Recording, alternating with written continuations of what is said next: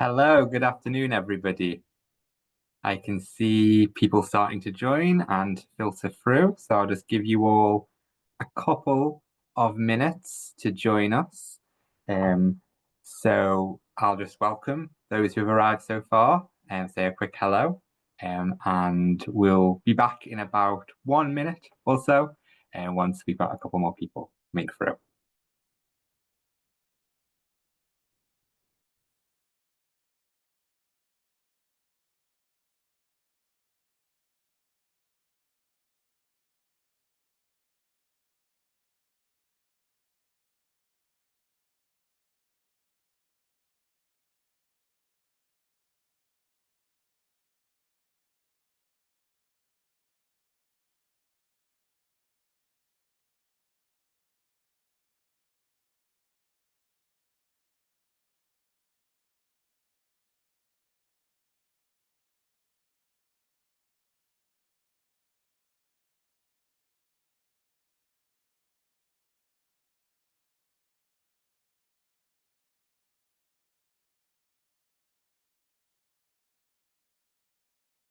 Okay, so I can see that we've got a fair few of you here now.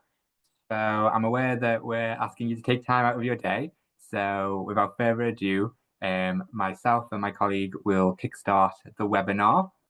So good afternoon, everybody, and welcome to this intro to trusteeship. My name is Anthony Melia. I am a partnerships manager with the trustee recruitment team here at Governors for Schools. And I wanted to say a huge thank you for joining me for this webinar today, which we're running as part of Governors Awareness Day. I am joined by my colleague Danielle, who I will let say hello to you all. Hello. The purpose of today's session is to shine a light on trusteeship, especially in education, and what the role of trustee involves, and of course, how you can sign up. A little bit of housekeeping. We will be doing a Q&A at the end, so please put any questions you have for this in the chat. You can do this as we're going along. It's possible that the question will be answered. Anything that we don't cover, we will circle back to at the end and tackle as many as we can within the time that we have available. We tend to do this by looking at the question and seeing what is a common theme and answering from that point onwards. Okay, so if everybody's ready, I will kickstart the presentation.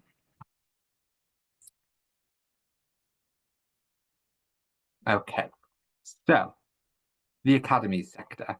The academies program was originally launched by the 97 to 2010 Labour government and was subsequently adopted and extended by the successive Conservative administrations to its current form today.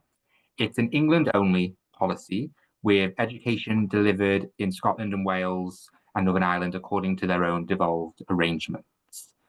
At present, there are around 2,500 academy trusts in England, and over 1,400 or so of these contain more than one school. So these are known as multi-academy trusts or MATs. In total, there are around 10,000 schools with academy status, but this is not totally an even spread, with some areas seeing far greater levels of conversion to academy status than others. Many schools opt to convert to academy status voluntarily, while some are directed to do so by the DfE. These will often be merged into an existing academy trust, which may have capacity to help improve focus areas.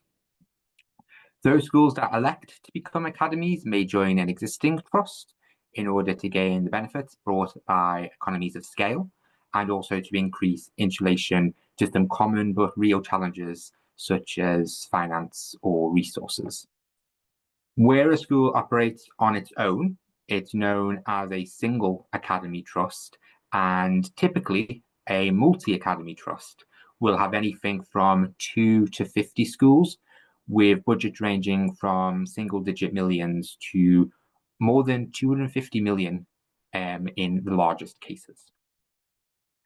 Thing to note around funding is that comes directly from government still through a mechanism called a funding agreement, and trusts are required to decide how, where, and when to spend that money while ensuring transparency and openness. Where a school or the trust within it is deemed to be failing, the DFE may terminate the funding agreement, meaning a school is moved to a new trust to help improve standards. In some of the more complex cases, we may see that schools work with us to help overhaul governance and to target specific issues that might have contributed to this. We also like to note that we do communicate around the different types of schools that we work with volunteers when they join us as well. So a little bit about the role itself rather than the academies. The trustee role in education is quite unique in that individuals operate both as a trustee of the charity and the non-executive director of the company of the multi-academy trust listed on Companies House and subject to company law. In governance structure terms, the trustee role sits near the top of the structure with responsibility for all of the schools within the trust. I'll touch a little bit more on that in a moment.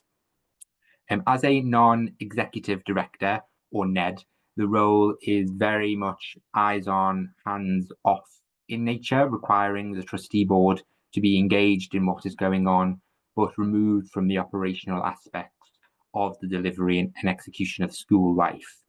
Though often trustees are invited or required to visit and experience on the ground activities, or do have really close affinities or links with schools across the trust.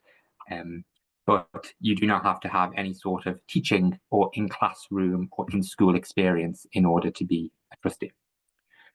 Trustees contribute by defining the strategy of the trust and mapping the priorities in the short, medium, and long term.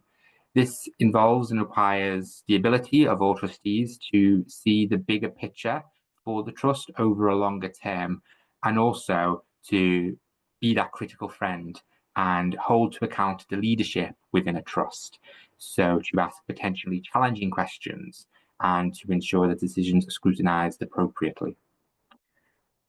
From our point of view, we expect every individual appointed to a trustee role to demonstrate and enact the Nolan principles of public life. And these underpin the work we do as a charity, and you can see them listed next to the asterisks on your screen. They include selflessness, integrity, objectivity, accountability, openness, honesty, leadership. While the trustees set the strategic direction of the trust, they ultimately report to the members of that trust. This is usually a much smaller board comprising 3 to 5 people who are experienced in governance, and this member role is akin to the shareholder role in a corporate setting. They can appoint and remove trustees and alter the trust's articles of association, among other key responsibilities. Members are referred to be the DFE as the guardians of governance. That sort of layer of separation that I've just spoken about is visualized now, and sometimes it's quite helpful. I say this as a visual learner myself to see that layers of separation. So this is how a governance structure might look in an academy trust. Healthy and robust governance arrangements will ensure that there is a separation between these layers so that the right questions are asked and accountability is maintained, while also ensuring efficiency and appropriateness in decision making, with some governance matters managed at a local level, for example, by each school's local governing body.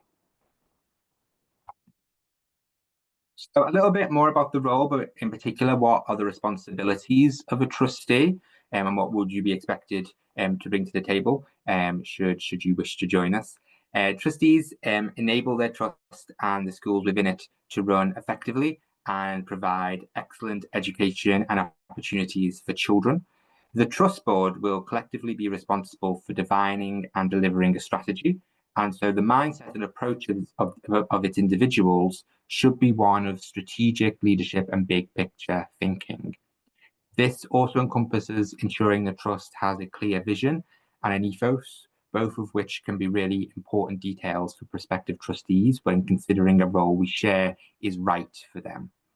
The financial aspects of the trust board role are critical, and while a well-balanced board will always have a variety of skill areas, including finance, accounting, auditing, the responsibility for the financial performance of the trust is spread across all trustees and not confined to those for whom this is more of a familiar ground. Good financial management and significant budgetary responsibility is often a feature of the professional experience of many candidates who register with us. And we will usually identify opportunities where the budget of the trust aligns to the level of management you're used to. Thirdly, but absolutely not least in the slightest, is holding senior leaders to account for the educational performance of the trust's schools and the outcome of its pupils, as well as management of the staff and general workforce. As with the finance consideration, we don't require nor expect any trustee to be an expert in education or have pre-existing knowledge of the sector. Often it can be helpful to have no preconceived notions. What we are looking for, however, is willingness to explore data, ask challenging questions, ensure direct and transparent, and to ensure that direct and transparent accountability. All of this is essential, as I've said, under that sort of banner of being a critical friend to the trust.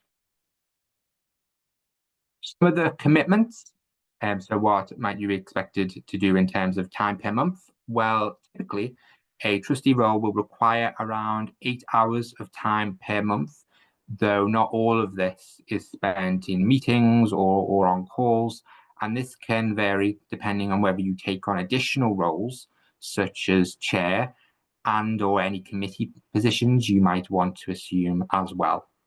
Most boards will meet once per half term or so, which means about 6 meetings per year. You'll also need to factor in time to prepare for meetings, visit schools, and report back on your findings, as well as getting involved in any additional planning or strategy days too. The term of office is usually 4 years. So if you have been a governor in the past, this will be familiar to you. So it's best to consider the role as long term. It can take a while to start to get to know the trust and to start seeing the impact that you're having as well, or perhaps because of that, it makes it a really fantastic voluntary opportunity, because you can see over the course of those 4 years how you can build relationships and see the impact of your work right across the trust, and are able to gain experience as well during that time. Crucially, this is a volunteer role, and the commitment you make is valuable, but of course your circumstances can change. So you may have to leave the role before the end of your term, or you may find you love it so much that you want to take on additional responsibilities and maybe even put yourself forward for a second or third term. It's a really exciting voluntary opportunity because it's a growing and evolving sector, and there's lots of growth within the role, that you can develop board level leadership skills, and you can grow alongside a trust as well. Just a note about travel. When you apply, you can tell us how far would be practical to travel for a role. The larger area that we can search for vacancies, the quicker we're likely to be able to find you one. We always recommend you think hard about this. The right role and the one where you could make the biggest difference may mean traveling a little bit further, and being open-minded about this may mean more opportunities are identified a bit sooner.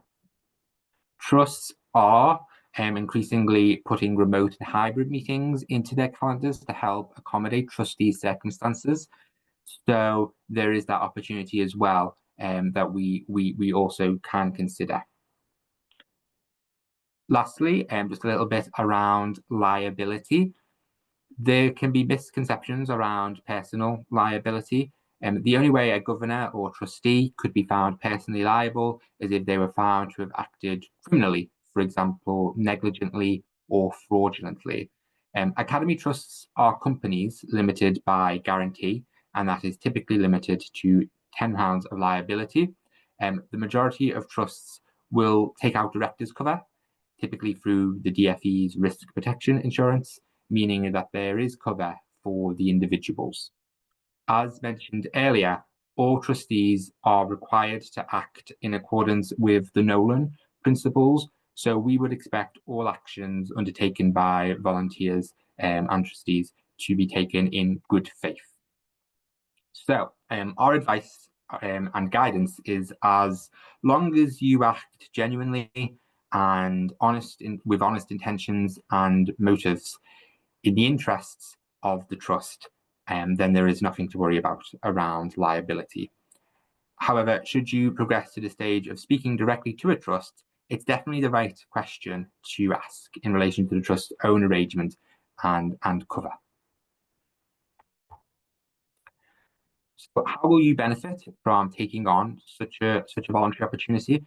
You will develop skills and experience and expertise from the wealth of opportunities that being a trustee can offer, benefiting you both professionally but also personally.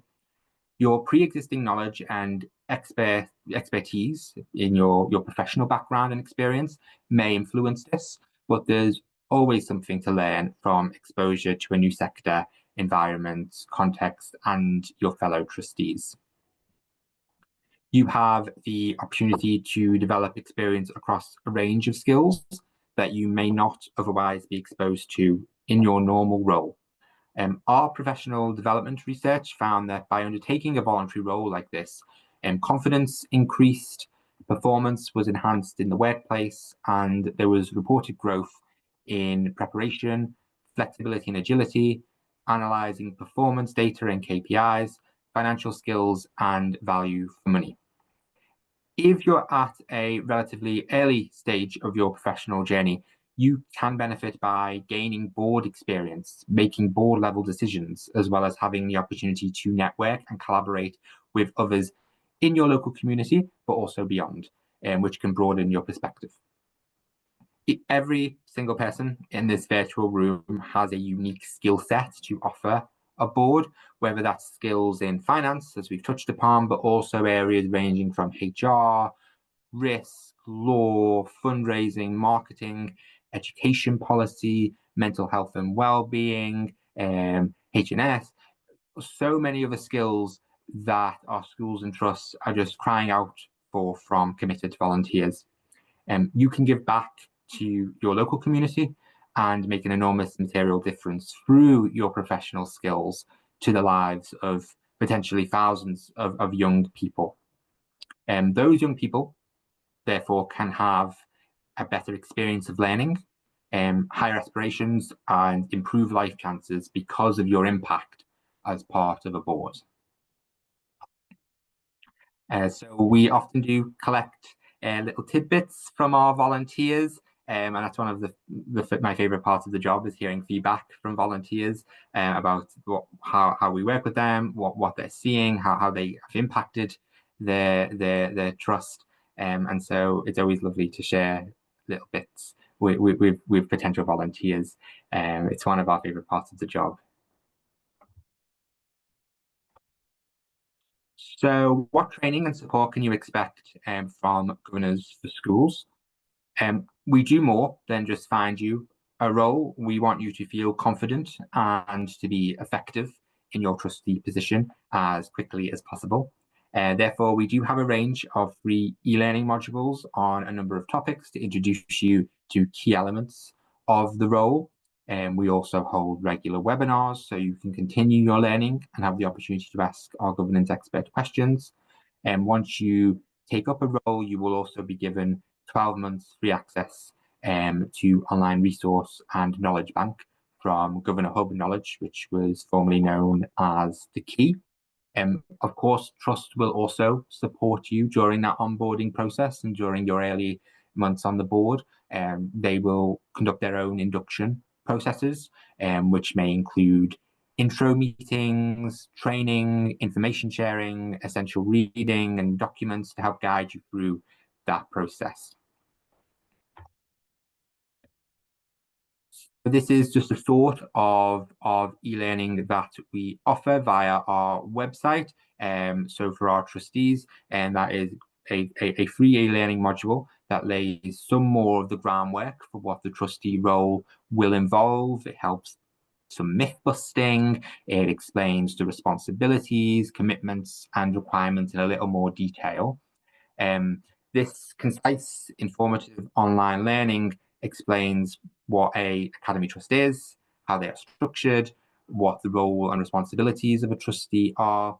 It also provides answers to questions you might have around suitability checks, and as we've spoken about a little bit, liability, with lots of fantastic recommendations for further reading. It's a really ideal introduction for those who want to know more about joining a trustee board, joining a trust board. So a question we do get asked a fair bit is, can you talk a little bit about the difference between a governor versus a trustee? And really, this is one that even if you have been a governor in the past, you may also have this question. In governance structure terms, trustees sit at board level and are responsible for all of the schools in an academy trust, as compared to governors who are responsible for individual schools. Just a final word on the governor role, which is often conflated or confused with that of the trustee. Like being a trustee, a governor position is strategic rather than operational. However, governors, as I've said, tend to still have a particular responsibility for a local school, and don't necessarily have the same level of experience as those at a trustee level. However, it is still a very vital and important role. When you are a trustee, in comparison to a governor, you can move from looking after one school to possibly up to 40 plus schools within those academy trusts, and the budget will therefore vary accordingly. As mentioned, funding for academy is delivered direct from government rather than through the local authority, like a lot of locally maintained schools, meaning trusts need to ensure transparency around its management and effective use of funding.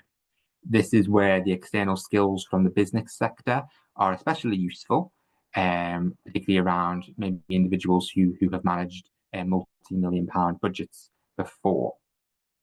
It is important to note, as just to reiterate this, in comparison to the governor role, it is important to note that the trustee role is a dual role, as well as being a trustee of their particular trust.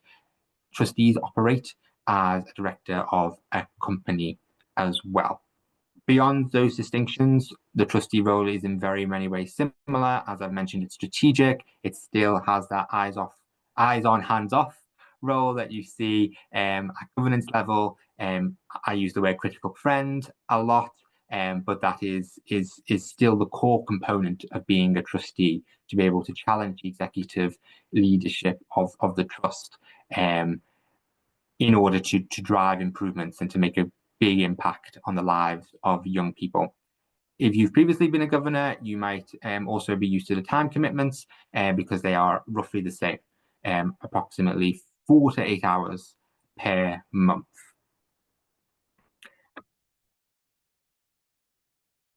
Okay, so what if you would like to take the next steps?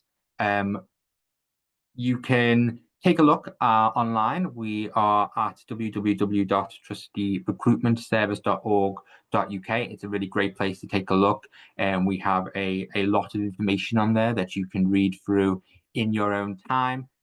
Content on our website will be able to help equip you with knowledge and information ahead of an application. If you are ready to apply now, which is absolutely fantastic, you can do this also online. It's quick and easy to do so. What we ask people to do is to go online to complete an online profile, which outlines your skills, experience, as well as your trust and travel preferences. We also do ask for a short personal statement that demonstrates your passion and commitment to improving educational standards. And we share this with trusts during the process of finding you a suitable role. As mentioned, once you've submitted your application, please do check out any induction e-learning that we have. There is a wealth of knowledge online that you can delve into while waiting to be matched with a suitable vacancy. As sorry about that. As opportunities arise, myself or Danielle will reach out and we'll share them with you to discuss suitability. After such opportunities are identified, you will have the chance to have a call to discuss your application with one of our advisors, and they will talk about the opportunity that we have shared with you in order to write a letter of recommendation that we share with trusts alongside your application. Part of what Daniela and I do every day is that we work to find and identify roles that will match an individual volunteer's skill set. However, sometimes there may be a bit of a slow burn, but we do keep in regular touch with volunteers.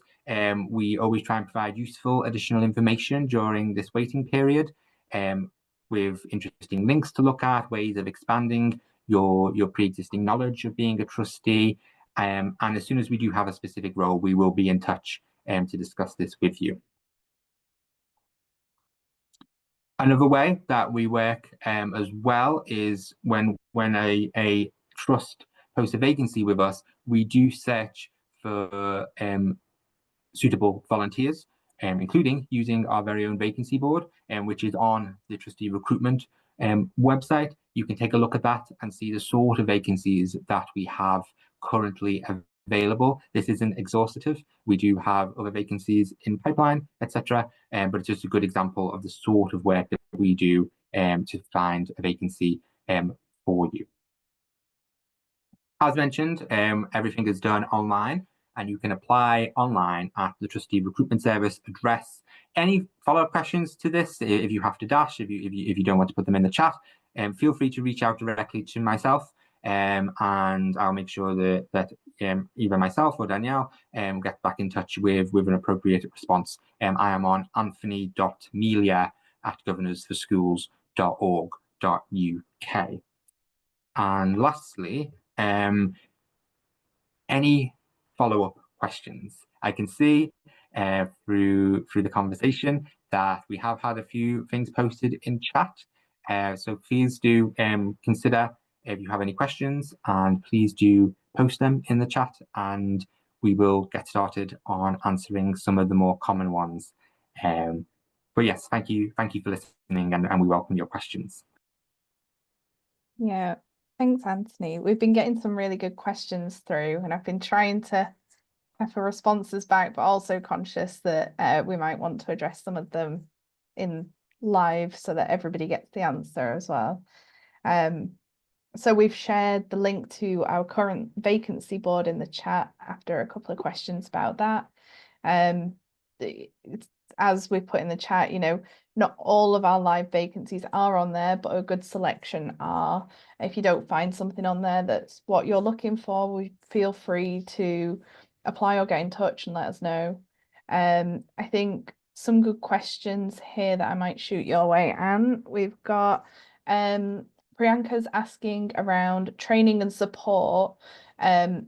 Initially, it was whether the training and support we have is only available if you're placed as a trustee, but also what does that training look like, and where can it be found? Yes.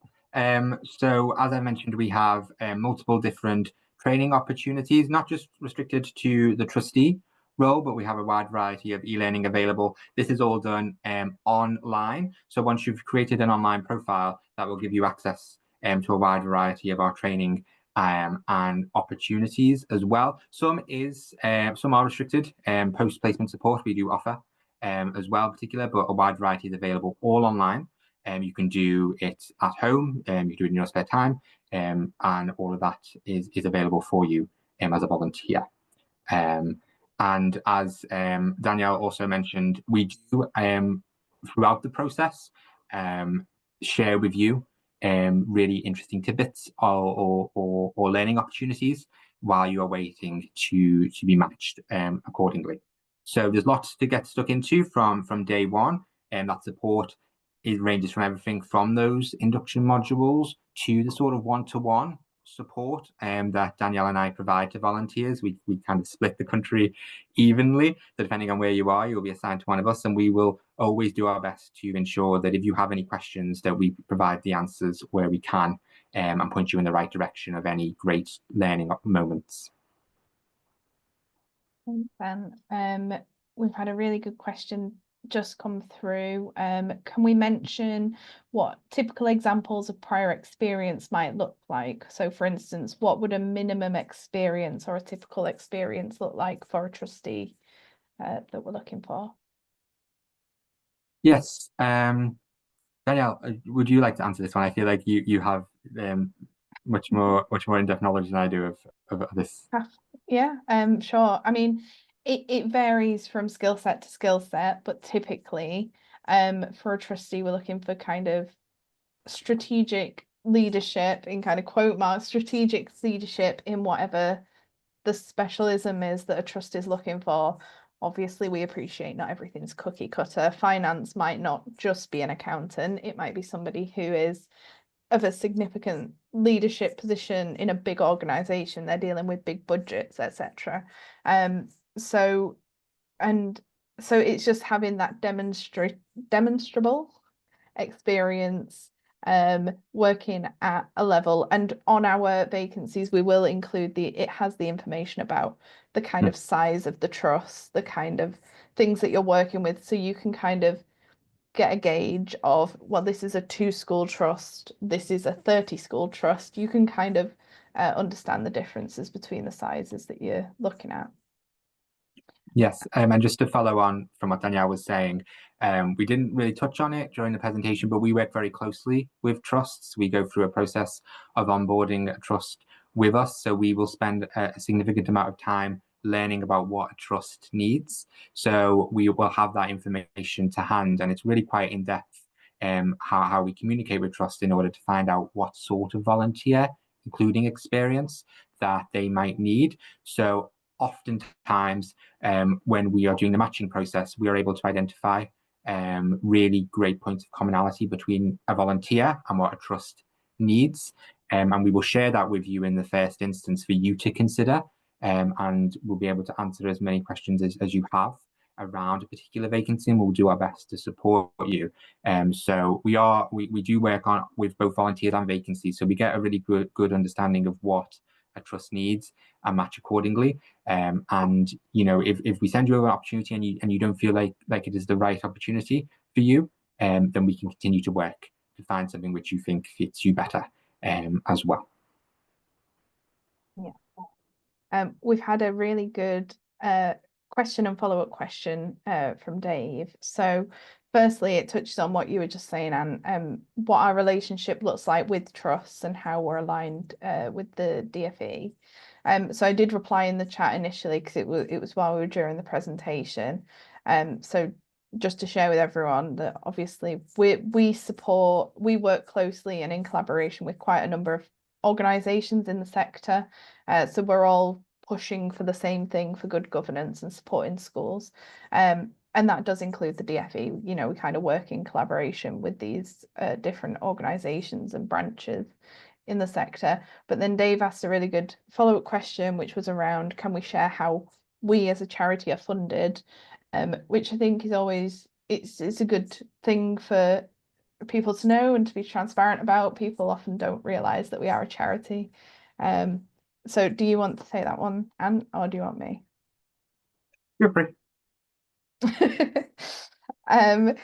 So yes, we're a charity and we're not for profit. So everything we get back in goes back into supporting schools with their needs, recruitment, etc. So initially, our funding, we have quite a diverse way of how we're funded. We have corporate partners who support us in finding volunteers for schools. So you've got kind of, Amazon, Deloitte, etc. Quite big companies that are paying us to do that.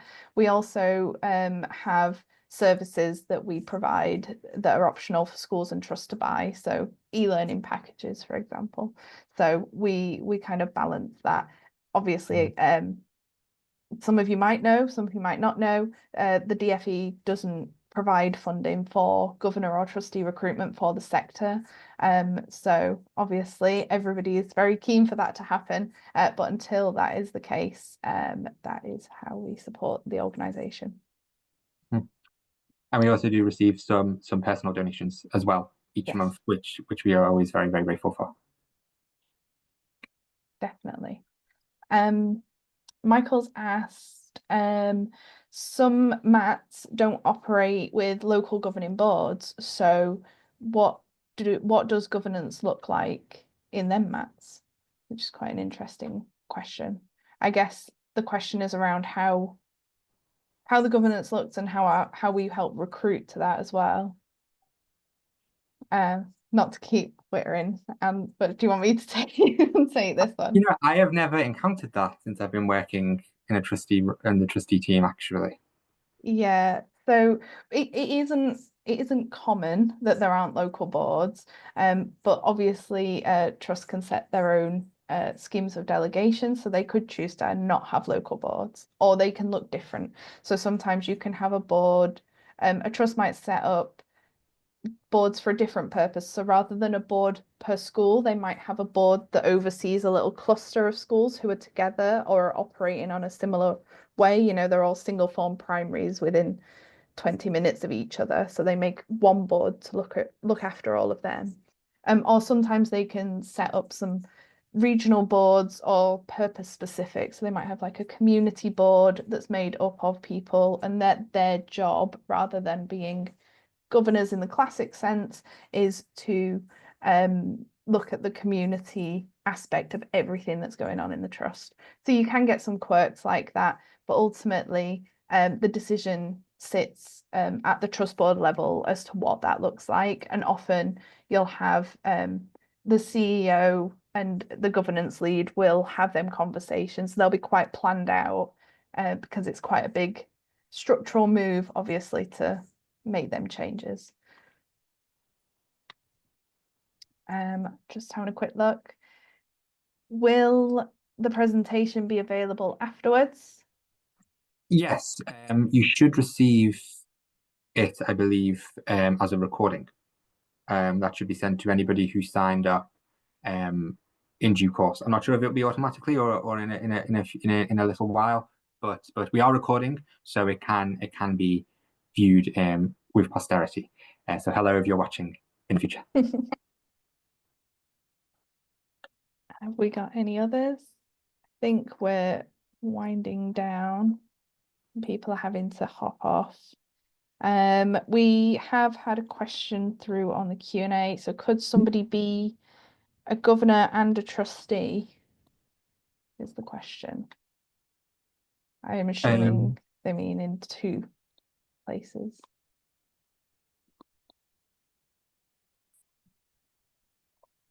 I can't see that question.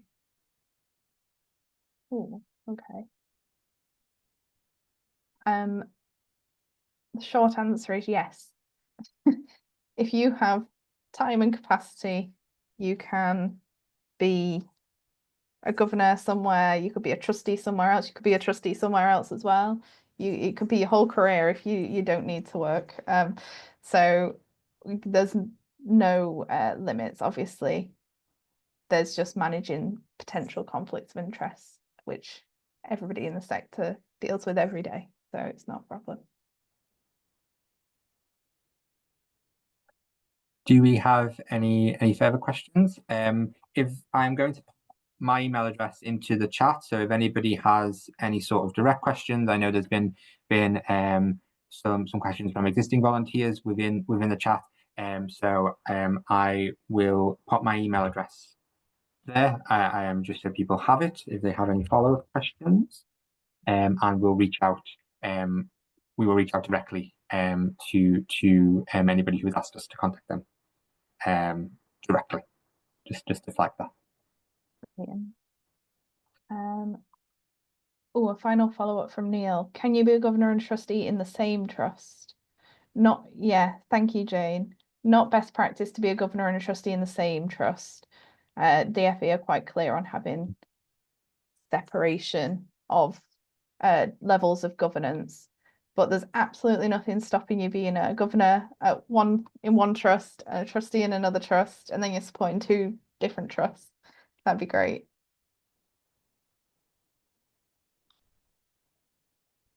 I think we'll wait and see if any more questions come through, but if not, Yeah. We are happy to wait a few minutes in case anybody, for whatever reason, is has a question ruminating in their brain, and or if something comes up. But if anybody wishes to leave at this point, thank you so much for your time, taking it out of your day to spend with us. And we hope that this session has been informative. As I said, any questions whatsoever, please reach out. We're always happy to help and support. And if anybody is now considering applying, thank you so much for taking the time. And we really appreciate your involvement in the process. And we couldn't do, and Trust couldn't do the work without volunteers such as yourself. So thank you so much.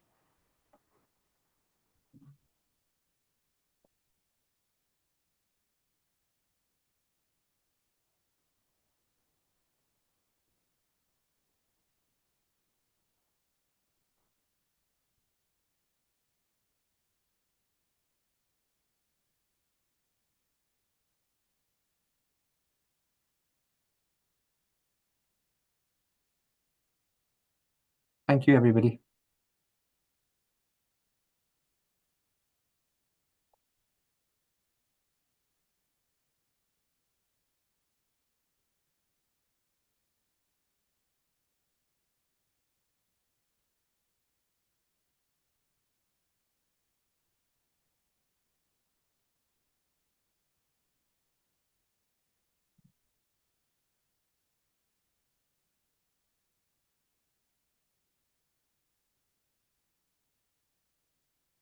Right. So I think we have a question from Richard. Richard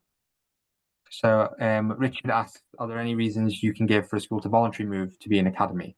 Danielle, you might know more about this, but from my experience, it will be the process of academization can be for numerous reasons, not necessarily because a school has to, in the sense of it needing to be, but for largely I found around finance and resources, particularly when a trust can offer a particular school a lot of support in areas ranging from, as I've said, finance, resources, that sort of opportunity for a school and its pupils, and it makes good sense to want to pool resources and to be part of a larger organization. Would some of that's my most common voluntary reasons. I'm not sure if you've got any of us, Danielle. No, I mean, you're absolutely spot on. I mean, resources, including things like staffing as well. Or sometimes you might have a standalone one form entry primary, that notoriously it's quite hard for them to survive financially, and as a viable thing, becoming a part of trust helps with marketing, get more pupils in, admissions. It can help with staff opportunities, CPD for your staff. So there are all kinds of decisions and discussions that governing boards would have to explore if it's right for them. But yeah.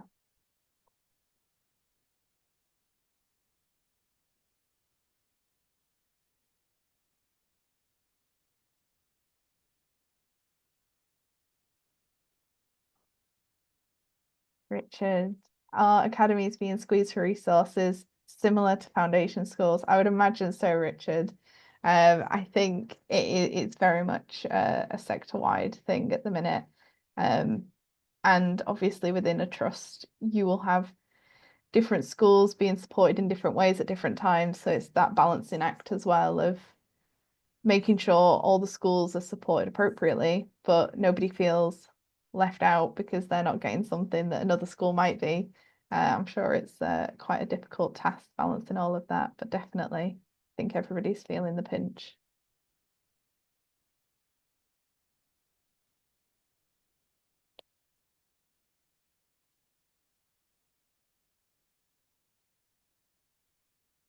No worries, Richard. So I think if there's no further questions, we will stop the live recording and end the webinar. For anybody still here, thank you so much for taking the time today, and we really appreciate it. And we hope to possibly see an application from you in the near future.